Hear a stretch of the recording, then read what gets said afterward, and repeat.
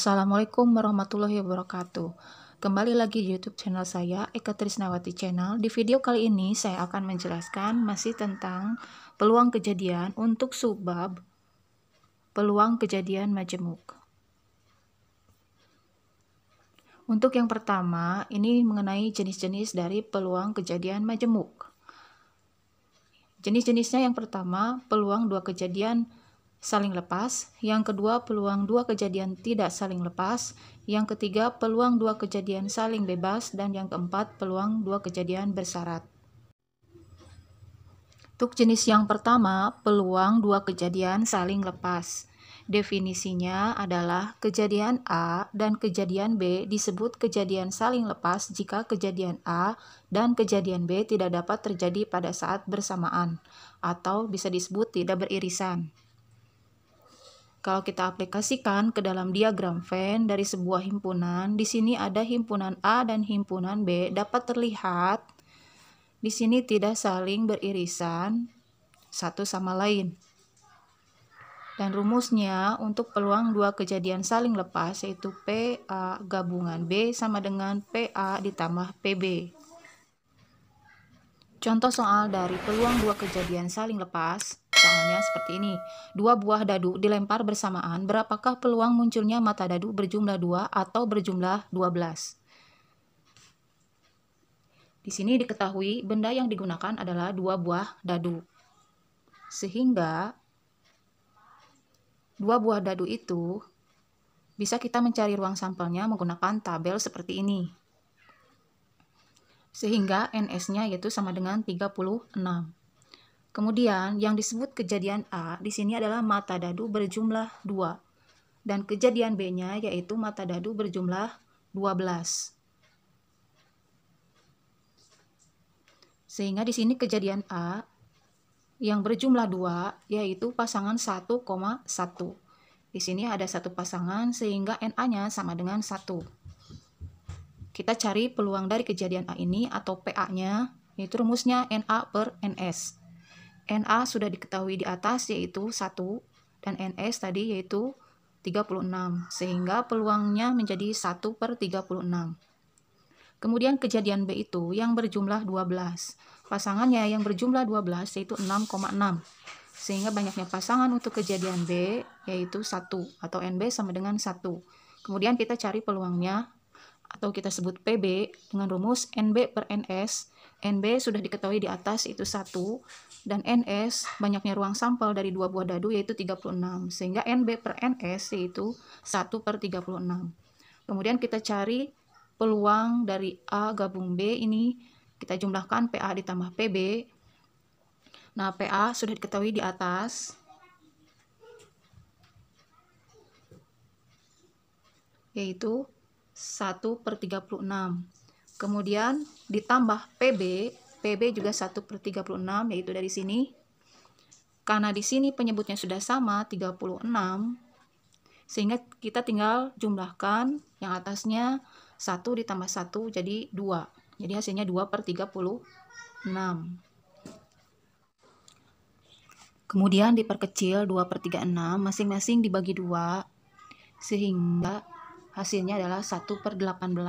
Kemudian kita simpulkan, jadi peluang munculnya mata dadu berjumlah 2 atau berjumlah 12 adalah 1 per 18. Yang kedua, yaitu peluang dua kejadian tidak saling lepas. Definisinya adalah kejadian A dan kejadian B disebut kejadian tidak saling lepas jika kejadian A dan kejadian B dapat terjadi pada saat bersamaan, atau bisa dikatakan beririsan. Kita dapat lihat dari gambar diagram Venn ini, dari himpunan A dan himpunan B di sini saling beririsan satu sama lain, sehingga nanti kita akan cari irisannya. Dan rumusnya adalah PA gabungan B sama dengan PA ditambah PB dikurangi PA irisan B. Selanjutnya ke contoh soal. Soalnya seperti ini, dua buah dadu dilempar bersamaan. Berapakah peluang munculnya mata dadu berjumlah lebih dari 10 atau berjumlah 12? Di sini diketahui benda yang dipakai untuk percobaan adalah dua buah dadu. Sehingga ruang sampelnya kita gunakan tabel seperti ini. Dan ini semuanya mempunyai titik sampelnya 36, sehingga NS-nya atau banyaknya ruang sampel adalah 36. Kemudian manakah yang disebut kejadian A dan kejadian B-nya? Dapat kita lihat dari pertanyaan. Di sini mata dadu berjumlah 10, kita sebut kejadian A, dan mata dadu berjumlah 12, kita sebut kejadian B. Jadi selanjutnya kita hitung setiap kejadian dari A dan B. Kejadian A tadi yang berjumlah lebih dari 10. Yang lebih dari 10 di sini adalah pasangannya 6,5. 6,5 kalau kita jumlahkan jadi 11. Jadi lebih dari 10. 5,6 hasilnya juga 11, sama lebih dari 10. Dan 6,6 juga sama kalau kita jumlahkan jadi 12. Artinya masih lebih dari 10. Sehingga kejadian A di sini sebanyak 3. Atau NA sama dengan 3. Kemudian kita cari peluang kejadian A-nya sama dengan NA per NS. NA-nya tadi 3 dan NS-nya 36, sehingga PA-nya 3/36. Kejadian B, yaitu mata dadu yang berjumlah 12. Mata dadu yang berjumlah 12 adalah 6,6. Karena 6 ditambah 6 itu hasilnya 12. Sehingga kejadian B itu sebanyak 1. Sehingga peluang kejadian B atau NB per NS, NB-nya tadi 1 dan NS-nya 36, sehingga PB-nya 1/36. Kemudian kita cari irisannya. Irisan itu artinya titik sampel atau pasangan mata dadu yang sama antara kejadian A dan kejadian B. Kita lihat kejadian A dan kejadian B. Di sini yang sama adalah 6,6, sehingga irisannya yaitu 6,6. Nah, di sini ada satu pasangan sehingga N irisannya yaitu 1. Kita cari peluang dari irisannya. Banyaknya irisannya itu 1 dan NS-nya itu adalah 36, sehingga PA irisan B itu 1/36. Kemudian kita cari peluang kejadian tidak saling lepasnya, atau PA gabung B sama dengan PA ditambah PB dikurangi PA irisan B. PA tadi didapat 3/36. Kita tulis. Kemudian ditambah PB. PB tadi 1/36. Kita tulis. Dikurangi peluang irisannya. Tadi didapat 1/36. Nah, di sini ada yang nilainya sama. Ini bisa dicoret. Jadi sisanya adalah 3/36. Kemudian diperkecil, dibagi 3. Ya, dibagi 3 sehingga hasilnya 1/12. Kemudian kita simpulkan, jadi peluang munculnya mata dadu berjumlah lebih dari 10 atau berjumlah 12 adalah 1/12. Kemudian untuk jenis yang ketiga, peluang dua kejadian saling bebas. Definisinya adalah kejadian A dan kejadian B disebut kejadian saling bebas jika kejadian A tidak berpengaruh pada kejadian B dan sebaliknya. Rumusnya adalah PA irisan B sama dengan PA dikali PB. Kemudian contoh soalnya seperti ini. Pada pelemparan sebuah dadu dan sebuah koin secara bersamaan, berapakah peluang munculnya bilangan genap pada dadu dan munculnya gambar pada koin? Di sini benda yang dipakai untuk percobaan ada 2, yaitu sebuah dadu dan sebuah koin. Berarti di sini sebuah dadu itu untuk kejadian A dan sebuah koin itu untuk kejadian B. Kita cari dulu ruang sampel dari sebuah dadu. Ingat, dadu itu mempunyai sisi 6, sehingga ruang sampelnya itu 1, 2, 3, 4, 5, dan 6. Sehingga NS-nya atau banyaknya ruang sampel itu sama dengan 6. Kemudian kejadian A, lihat di pertanyaan, munculnya bilangan genap pada dadu. Dari 1 sampai 6, yang genap itu adalah 2, 4, dan 6. Sehingga di sini NA-nya adalah 3. Kita cari nilai PA-nya. Ini dengan rumus NA per NS. NA-nya tadi 3 dan NS-nya 6.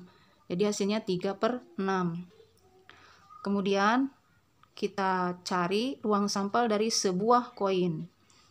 Koin, kita ketahui bahwa koin itu mempunyai dua sisi, yaitu angka dan gambar, atau kita simbolkan A, G. Jadi di sini NS-nya ada 2. Kemudian kita cari kejadian B-nya. Kejadian B itu adalah munculnya gambar pada koin. Gambar itu simbolnya adalah G. Berarti kejadian B itu cuman G saja. Sehingga NB-nya sama dengan 1. Kita cari nilai peluang dari kejadian B sama dengan NB per NS. NB-nya tadi 1 dan NS-nya 2. Jadi hasilnya 1/2. Setelah itu kita cari nilai peluang dua kejadian saling bebasnya dengan rumus PA irisan B sama dengan PA dikali PB. Nah, ciri dari peluang kejadian saling bebas ini, ya, ingat tadi ada kata dan, ya. Makanya nanti rumusnya itu beda. Kalau yang pertanyaannya ada kata dan, pasti dikali, ya, pasti dikali. Kalau yang pertanyaannya ada kata atau, itu ditambah atau dijumlah. Kita ketahui tadi PA-nya, ya, PA-nya 3/6, PB-nya 1/2. Kita kalikan. Nah, 3/6 dikali 1/2. 3 kali 1, 3, 6 kali 2, 12. Jadi 3/12. Diperkecil, dibagi 3. Jadi hasilnya 1/4. Jadi kesimpulannya, peluang munculnya bilangan genap pada dadu dan gambar pada koin adalah 1/4. Jenis yang keempat, peluang dua kejadian bersyarat. Definisinya adalah kejadian bersyarat adalah kejadian tidak saling bebas, tetapi kejadian tersebut saling mempengaruhi. Peluang kejadian bersyarat adalah peluang terjadinya kejadian B apabila kejadian A telah terjadi. Jadi terjadinya kejadian B itu syaratnya kejadian A harus terjadi terlebih dahulu. Nah, itu yang dinamakan peluang dua kejadian bersyarat. Dengan rumusnya PB syarat A sama dengan PB irisan A per PA. Nah, contoh soal. Untuk contoh soal, peluang dua kejadian bersyarat, yaitu contohnya seperti ini. Sebuah dadu dilempar sekali. Tentukan peluang munculnya mata dadu ganjil dengan syarat munculnya kejadian mata dadu prima terlebih dahulu. Di sini benda yang dipakai adalah sebuah dadu. Nah, berarti kita cari dulu ruang sampel dari sebuah dadu. Nah, sebuah dadu ruang sampelnya 1, 2, 3, 4, 5, dan 6. Karena sisi sebuah dadu itu mempunyai 6 sisi. Sehingga di sini NS-nya sama dengan 6. Kemudian kejadian A yang mana dari soal tersebut, yaitu kejadian A-nya itu kejadian mata dadu prima. Nah, mata dadu prima itu adalah 2, 3, 5. Sehingga NA-nya itu adalah 3. 3 itu dari jumlah bilangan prima ini. Kemudian kita cari nilai peluang A-nya, yaitu rumusnya NA per NS. NA-nya tadi 3, NS-nya 6. Sehingga PA-nya 3/6. Kemudian untuk kejadian B, yaitu munculnya mata dadu ganjil. Dari 1 sampai 6, yang ganjil itu adalah 1, 3, 5. Nah, karena di sini ada 3 bilangannya, sehingga NB-nya itu NB-nya 3 ya di sini. Kemudian irisannya, perhatikan di sini irisannya bisa kita lihat yang sama antara kejadian A dengan kejadian B, yaitu ada angka 3, 5. Nah, ini sama-sama ada 3 dan 5, sehingga irisannya di sini 3,5. Jadi irisannya itu 2. Kemudian kita cari peluang irisannya dari B dan A. Di sini irisannya 2 dan NS-nya 6. Yang ini ya. Jadi nilai peluang irisannya adalah 2/6. Kemudian kita cari nilai peluang dua kejadian bersyaratnya, yaitu P irisannya dibagi PA. Irisannya tadi nilainya 2/6 dan PA-nya 3/6. Karena penyebutnya sama-sama 6, bisa kita coret, sehingga sisanya 2/3. Jadi, peluang munculnya mata daduk ganjil dengan syarat munculnya kejadian mata daduk prima terlebih dahulu adalah 2/3. Demikian penjelasan dari saya tentang peluang 2 kejadian majemuk. Untuk melatih kemampuan pemahaman kalian tentang peluang 2 kejadian majemuk, silahkan dicoba latihan soal ini. Ini ada 4 soal. Nah, semoga bisa menjawabnya. Dan jangan lupa, jika kalian suka video ini, jangan lupa like, komen, dan subscribe. Dan jangan lupa tekan lonceng notifikasinya. Terima kasih semuanya. Assalamualaikum.